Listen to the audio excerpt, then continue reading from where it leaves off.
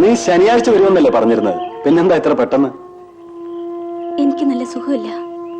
മനസ്സിനോ ശരീരത്തിനോ? രണ്ടിനും. തമ്മി കണ്ടുകൊണ്ട് മനസ്സിന്റെ അസുഖം മാറും. ഏതായാലും ഡോക്ടറെ കണ്ടേളെ. വേണമെങ്കിൽ ഞാൻ തന്നെ പരിശോധിക്കാം. മൃഗങ്ങൾക്കും മനുഷ്യനും തമ്മിലുള്ള മെഡിസിന് വലിയ വ്യത്യാസമൊന്നുമില്ല. നിനക്ക് എന്ത് പറ്റി? ചെറിയൊരു പനി. ഒരാഴ്ചത്തെ ലീവ് എടുത്തു പോന്നു. ഓ, രക്ഷപ്പെട്ടു. എന്തെങ്കിലും അസുഖം വന്നാലെങ്കിലും ലീവ് എടുത്ത് പോരുമല്ലോ.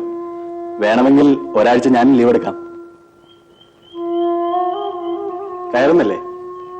ചെന്നൊന്ന് കിടക്കട്ടെ. മരുന്നെല്ലാം വാങ്ങണോ? കഴിച്ചതാ. ഞാനും കൂടെ വന്നേനെ. നീ വരുന്ന ദിവസം എല്ലാം ഇവിടെ പേഷ്യൻസിന്റെ തിരക്കായിരിക്കും. ആ, സാരമില്ല. ഏതായാലും ഇനി നീ ഇവിടെ ഒരാഴ്ച ഉണ്ടല്ലോ.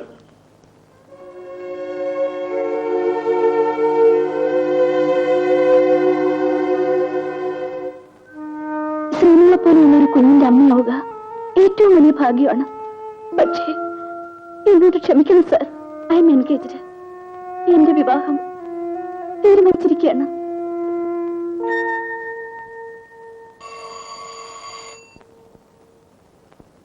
എന്താ സാറേ വിളിച്ചത്? ഷീല വന്നില്ലേ? ഷീറ്റ് വാങ്ങാൻ സത്യപാലം പോയിട്ടുണ്ട്. ഇവിടെ തനിക്ക് ചെവി വെക്കാൻ ഒരു കുന്തം വാങ്ങാൻ ഞാൻ പൈസ തന്നല്ലേ? ഉവ്വ്. എന്നിട്ട് വാങ്ങിയില്ലേ? ഇല്ല. അതെന്താ? ആ കുന്തം വെച്ചാ ഇപ്പൊ കേൾക്കുന്നതും കൂടി പോകുന്ന എല്ലാവരും പറയണേ. അതുകൊണ്ട് ആ പൈസ എടുത്ത് ഞാൻ മറച്ചു. ഷീല വന്നില്ല എന്നാ ചോദിച്ചത്? ഇല്ല, അസുഖം മാറി കാണില്ലായിരിക്കും. ഞാൻ പൊയ്ക്കോ. എങ്ങനെ? പോടോ. ആ ആ ആ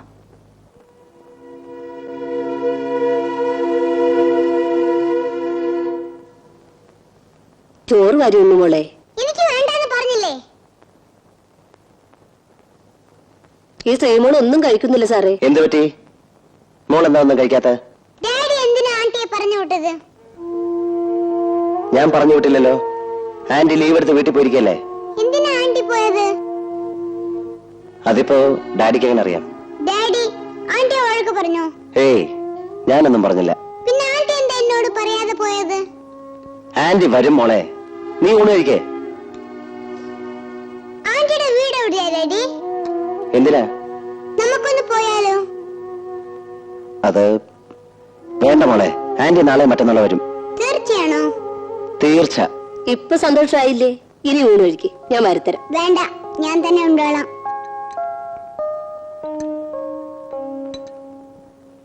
രുദ്രാണി,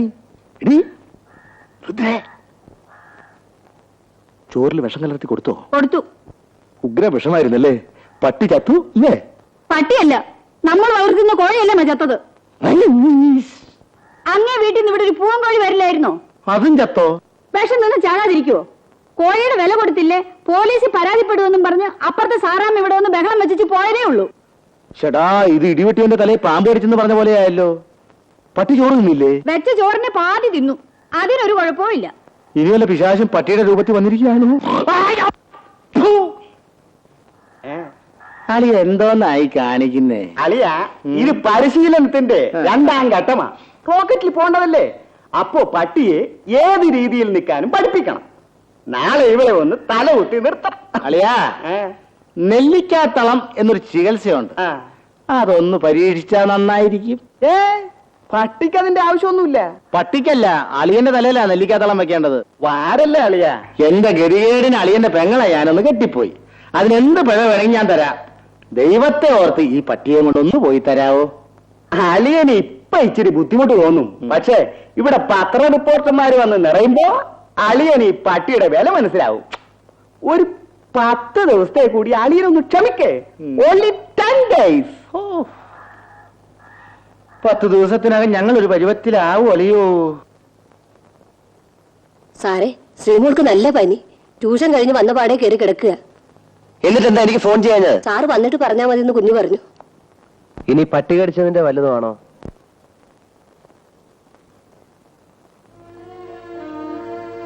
ഹൈ ടെമ്പറേച്ചർ ഉണ്ടല്ലോ. പട്ടി എമ്മ കടിച്ചത് 4-5 ദിവസമായി കാണും. ഏതായാലും ഹോസ്പിറ്റലിൽ അഡ്മിറ്റ് ചെയ്യുന്നതാണ് നല്ലത്. അത്യാവശ്യം തോന്നിയാൽ ആന്റി റാബി ഇഞ്ചക്ഷൻ കൊടുക്കണം.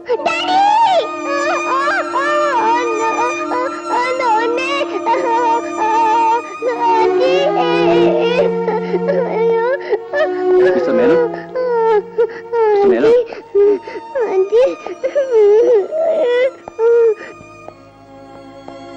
ഇഞ്ചക്ഷൻ പൊക്കലിന് ചുറ്റുമായതുകൊണ്ട് നല്ല വേദന കാണും. വീട്ടിൽ നിന്ന് ആരെങ്കിലും കുഞ്ഞിനെ നോക്കാനുണ്ടായിരുന്നെങ്കിൽ കൊള്ളാമായിരുന്നു. വീട്ടിലൊരു വേലക്കാരി മാത്രമേ ഉള്ളൂ ഡോക്ടർ. അവർക്കിതൊന്നും പരിചയം കാണില്ല. ഞാൻ DMOയോട് പറഞ്ഞ് ഒരു നഴ്സിനെ ഏർപ്പാട് ചെയ്യാം. ബൈ പട്ടി എങ്ങനെ ഇരിക്കുന്നു? അത് ഒന്നും കഴിക്കുന്നില്ല ഡോക്ടർ. പനി പിടിച്ച പോലെ ഇരിക്കുന്നു.